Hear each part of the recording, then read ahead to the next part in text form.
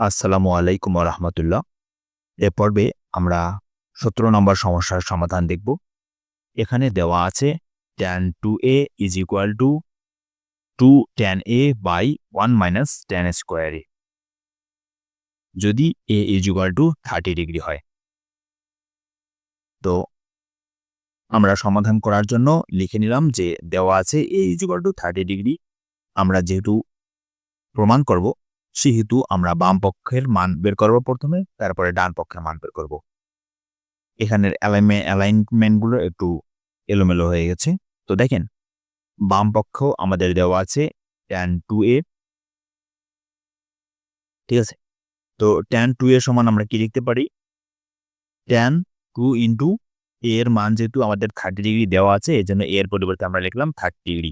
তাহলে tan 2 into 30 degree is equal two tan কত হচ্ছে তাহলে? এখানে 2 আর 30 গুণগুলো হচ্ছে 60 ডিগ্রি, তাই না? তাহলে এটা যদি বললে আমরা লিখতে পারি tan 60 ডিগ্রি। আর tan 60 ডিগ্রির মান কত হচ্ছে? tan 60 ডিগ্রির মান হচ্ছে √3, ঠিক আছে? তো তাহলে tan 2a এটার মান আমরা কত পাইলাম? √3। ওকে। এখন আসেন আমাদের ডান পক্ষ। ডান পক্ষে কি দেওয়া আছে? 2 tan a by 1 minus tan square a। তো এখান থেকে আমরা a এর প্রথমে কি বসাবো? মান বসাবো। তাহলে 2 tan a এর জায়গায় কত হচ্ছে? 30 ডিগ্রি, তাই না?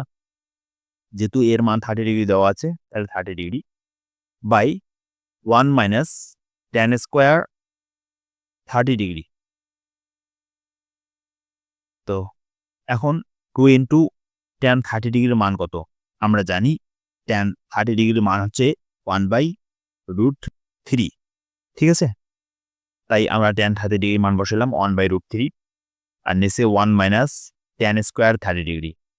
ওটা শুধু tan আর এখানে নিচে tan স্কোয়ার। তাহলে tan স্কোয়ারের জায়গায় স্কোয়ার ঠিক থাকবে। tan 30 ডিগ্রির মান কত? 1/√3। তো 1/√3 যেহেতু তার উপরে tan এর উপরে স্কোয়ার আছে, এজন্য 1/√3 এর উপরে স্কোয়ার হবে। তাহলে আমরা যদি ক্যালকুলেশন করি তাহলে এতটুকু অংশের ক্যালকুলেশন কি দাঁড়াচ্ছে?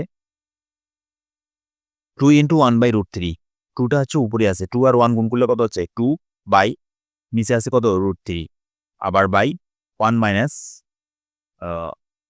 1 এর উপরে যদি আমরা স্কোয়ার করি তাহলে ফলাফল 1 হবে। আর √3 এর উপরে যদি স্কোয়ার করি তাহলে কি হবে? এই স্কোয়ার আর এই রুট কাটা যাবে, তাহলে ফলাফলটা হবে শুধু 3। এজন্য এখানে শুধু 3, ঠিক আছে? আচ্ছা, আমরা এই অংশটা একটু জুম করে নেই। দেখেন, আশা করি এটা আপনাদের বোঝার কোনো সমস্যা নাই। এখন কি করলাম? উপরে 2/√3, এই যে 2/√3 ঠিক থাকলো। আর নিচে 1 মাইনাস 1/3, এই অংশটাকে আমরা কি করতে পারি? লসাগু করতে পারি। তাহলে এই দুটার লসাগু করলে কি পাবো? দেখেন, নিচে আছে শুধু 3, তাহলে লসাগু হলো 3 আর 3 আর 1 এর লসাগু হচ্ছে 3 মাইনাস 1 আর 3 গুণ করলে কত? এই 3 দ্বারা যদি এই 3 কে ভাগ করি, ভাগফল কত পাবো? 1। 1 আর এই 1 যদি গুণ করি তাহলে কত? 1 এ পাবো। তাহলে 3 মাইনাস 1 বাই 3। 3 থেকে 1 বাদ দিলে কত হয়? 2 হয়। আর নিচে কত? 3। তাহলে কত আসতেছে ফলাফল? 2/3। তাই তো এখানে লেখা হয়েছে 2/3। ওকে? তারপরে কি করলাম? দেখেন, এই যে 2/√3 আছে, 2/√3 এখানে লিখলাম। আর এই যে ভাগটা, এই ভাগটাকে গুণ করে দিলাম। তারপরে নিচে কি আছে? 2/3, যেহেতু এই ভাগকে গুণ করে দিছি, তাই কি হয়েছে? 3 উপরে গেছে, 2 টা নিচে আসছে। তাহলে 2/√3 ইনটু 3/2। ওকে? ওকে। এরপর দেখেন কি করলাম? এই যে উপরের 2, এই নিচের 2 কেটে দিলাম। বা কাটা যাবে, হ্যাঁ? কেটে দেওয়ার দরকার নেই। আর এই যে একটা 3 স্বাভাবিক ঠিক না? এই একটা স্বাভাবিক 3 সমান কি লেখা যায়? আমরা জানি একটা স্বাভাবিক 3 সমান 2 টা √3 লেখা যায়। তাই তো? তো সেটাই আমরা লিখলাম। 3 এর পরিবর্তে লিখলাম √3 ইনটু √3 বাই হচ্ছে √3। নিচে এই √3 আছে, সেই √3। তাহলে এই উপরে আছে 2 টা √3, নিচে একটা √3। তাহলে একটা কেটে দেন। তাহলে আর কত থাকতেছে? √3 থাকতেছে, তাই না? তাই হচ্ছে √3। তাহলে আমরা বাম পক্ষে কি পেলাম? আমরা যদি একটু দেখি,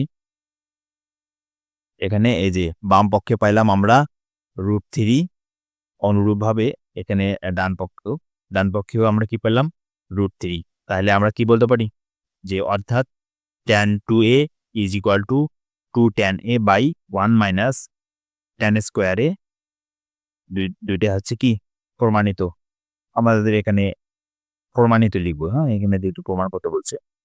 অর্থাৎ আপনারা যদি প্রমাণ করতে বলেন তাহলে প্রমাণিত লিখবেন, আর যদি দেখাতে বলে তাহলে দেখানো হলো লিখবেন। যেটা প্রশ্নে বলবে সেই কাজটাই আমরা করব। ঠিক আছে? তো এই ছিল আমাদের ১৭ নম্বর সমস্যা, এই সমস্যাটির সমাধান।